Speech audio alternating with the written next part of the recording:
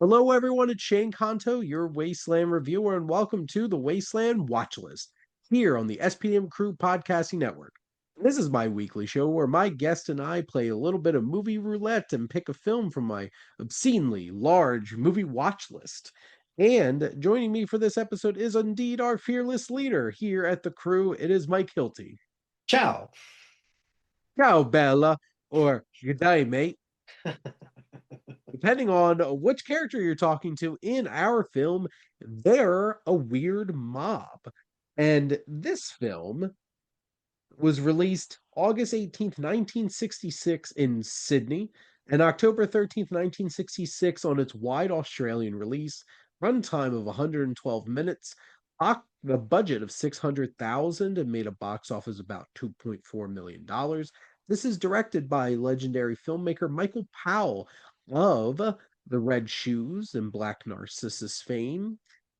This is based on the novel by John O'Grady, written by Richard Imrie, actually Emmerich Pressburger, under a pseudonym, and Pressburger is the collaborator with Michael Powell. Powell and Pressburger are the ones who did indeed create The Red Shoes and Black Narcissus, A Matter of Life and Death, aka Stairway to Heaven, and plenty of other classic films that your favorite filmmaker, Martin Scorsese, they're his favorite filmmakers. So there you go. And this is indeed the penultimate collaboration of Powell and Pressburger before they broke up. And this was originally optioned by Gregory Peck as a directorial effort. So very interesting that he wanted specifically to adapt this. I don't know how much Gregory Peck would have brought to the table with something like that. It definitely wouldn't have been as vibrant and colorful, I can tell you that. No. An Italian sports journalist arrives in Australia but finds no work. The only employment he can find is as a builder's laborer. At first, he cannot comprehend the culture, but eventually he finds mateship and romance. Ooh. We got Nino Colada is our Italian immigrant here, and he is portrayed by Walter Chiari. And then you have a whole bunch of Australians. Yeah. Chips Rafferty. I will refrain from doing a whole bunch of Australian accents and in due respect to friend of the show and frequent guest Adam Ritchie And Alice. Can't forget about her as well. and Alice, also friend of the show. But Mike, what were your general thoughts on They're a Weird Mob? Um, Racism and such aside, we'll get to those parts a little bit later. Texas. Um, the I do have to give them a little bit of credit for some of the writing involved with this because the script was filled with lots of fast talking and you know Nino is fish out of water where he's from Italy, he's in Australia, it's a different world and hilarity ensues. This movie does feel very dated, obviously, and but one thing that I will give it credit for is, hey, he's a journalist and then he's working as, just a building laborer. I went to Vegas recently and, all the cab drivers that I was talking to, all all immigrants, all people who had, you know, more prestigious jobs in their home country, but then they go somewhere else and those skills just, Gotta hustle. yeah, it's crazy to think. Which I think the biggest thing that stood out to me right off the bat with this film is this being a Michael Powell film. I would have expected a little bit more of a dynamic filmmaking, but I will give it credit for how vibrant Yeah. it is. It's gorgeous. It is bright. It is colorful. I think cinematographer, Arthur Grant. yep, Arthur Grant does a lot of heavy lifting Mhm. bringing the color of this to life. But there are some like visceral, interesting approaches to like shooting certain things, especially doing like the construction and the laboring and stuff like that. But I think Walter Chiari is a pretty charismatic lead as Nino. It has a lot of those fish out of water type Mhm. of cliches and stuff like that and tropes that it navigates through. A lot of this trying to understand Australian culture, and that goes a decent amount along the way. I don't think this film needed to be an hour and 52 minutes. Nope, it sure did not. I frequently checked my watch with this. I'm like, this could have been easily under hour and a half. Easily. Just cut Been some nice and lean. yeah, cut some of the fat out of this, and then it still would have been like a pretty mid movie, but yeah, Mhm. it didn't need to be this long. We get it. He's from a different country. Like, I don't know how much more we could beat that point into. People to be. Top of the bar. But and this is like a kind of sexist movie Mhm. in terms of just its general approach to women. Yep. And like multiple letterbox reviews I saw for this pointing out how incredibly sexist and uncomfortable this is. Hmm. I That's also see one, accurate. imagine Borat if it wasn't funny. Yeah, kind of. I can And see that. it's one of those things where it's like there's fleeting glimpses of some dynamic filmmaking, but overall, it's just such a strange Hmm. film. And, you could get behind our protagonist well enough, Yeah. despite the fact that there's certainly moments where it's just like, you men need to do better, Hmm. in your worldview and perspective on women and stuff like that. And it's a whole lot of shenanigans Yep. of just like everyday kind of thing, very slice of life.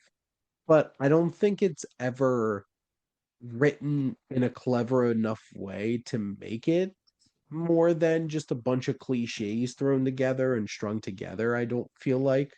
Yeah, I would generally agree with that. Like, I gave credit to the writing, because just because it's fast doesn't make it good. And it's got some like double entendres, but it also has some, you know, Nino like being misinterpreted for saying something else because hey, his Australian isn't very good. Like, People to he's Papa. right. And I think there's some laughs along the way. I don't think Sure. this is a humorless film. It's just a lot of low-hanging fruit and Mhm. more like lower brow kind of humor Mhm. and some cheaper laughs Yeah. and stuff like that. You have bits of romance, which I don't think is particularly dynamic, but it's charming enough I in guess certain ways. but they clearly needed something else for Nino to do. Otherwise, it's just him assimilating to his work team, and that's really about it. And Mhm. it's pretty. And I'm sorry if that's the movie. This movie could have been 15 minutes, and we could have called it a day. This felt more like a sitcom than like an actual like movie. Hmm.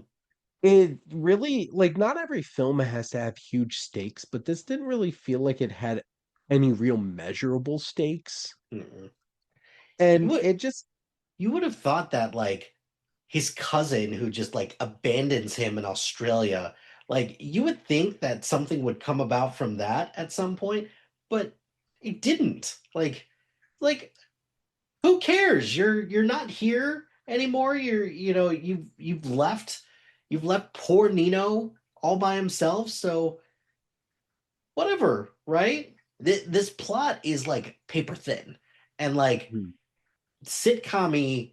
Yeah, I would agree with that. It also feels a little like Borat's a good comparison to this in terms of, yeah, he's not traveling all around Australia or anything like that, but yeah, the same basic tenet is there. Well, minus the Pamela Anderson, but Yeah. Pamela Anderson. And I feel like Nino is indeed a little cartoonish. A little. A Yeah. little. It's like, you get it, he's Italian. Mhm. And get it's like they're a bunch of Aussies. You mate. Good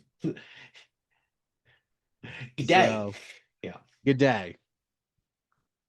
Yeah, this it's it's an interesting film, to say the Mhm. least. Yeah. I just wish the actual narrative was a little bit more interesting. This film is interesting in wow, this movie got made Hmm. and exists and came from like pretty talented creators, oddly enough. But at the end of the day, like this was a weird little film. And like I wouldn't necessarily recommend this to people, No. but it's one of those things where it's like if you really want to be a completionist of Powell and Pressburger and you want to check this one out, tail end of their career, it's there. It's It's there for you to there. watch. Uh, that's the a perfect way to put it. It's like it's there. Like this is probably in all honesty is going to be a one and done for me. Just Yeah. another one off the list. But um, how did this end up on your list again? Was this All nominated for Powell an and Oscar? Oh, all okay, Powell and Pressburger films.